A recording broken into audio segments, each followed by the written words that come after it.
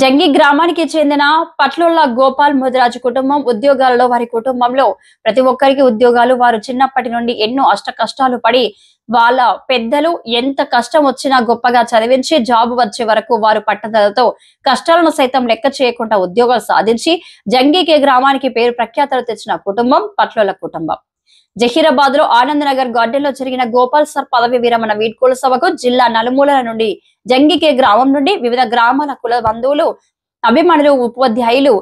టీచర్లు, గోపాల్ సార్ దగ్గర విద్యను అభ్యసించిన పెద్ద పెద్ద స్థాయి నాయకులు, అధికారులు, అనధికారులు భారీగా పాల్గొని గోపాల్ సార్ కుటుంబాన్ని ఆ దేవుడు ఆయురారోగ్యాలతో నిండు నూరేళ్లు మంచి తరాన్ని మంచి జీవితాన్ని కలగజేయాలని వచ్చిన ప్రతి ఒక్కరూ ఆశీర్వదించి శాలువా పూలమాలతో ఘనంగా సన్మానించడం జరిగింది.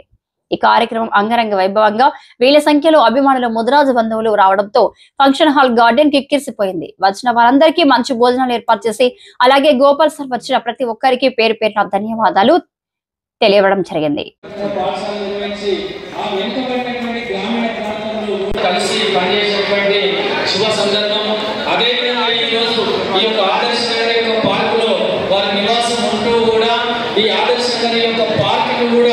ఏ విధంగా అందరూ కలిసి కృషి చేయాలి అంటే వారు ముందుండి ఆ యొక్క ధనాన్ని సేకరించి సమీకరించి ఎంతో మందికి వారి ఆదర్శప్రాయాలు, ఆచరణీయులు, అటువంటి మృదు స్వభావం కలిగినటువంటి గోపాలాచార్యకి నిజంగా వందనం, అభివందనం, పాదాభివందనం తెలియజేస్తూ ఆరోగ్యాలతో వారు అదే విధంగా ఎల్లప్పుడూ నవ్వుతూ నవ్విస్తూ ఈ సమాజాన్ని ఒక రాబోయేటువంటి శతాబ్దం ఏదైతే ఉందో 2047 నాటికి భారతదేశం తిరిగి విశ్వ గురువుగా అంటే జగజ్జననిగా వెలుగొల్లేటువంటి సందర్భంలో ఆచార్య గారు కూడా తన వంతు ఒక కార్యకర్తగా కలిసి పనిచే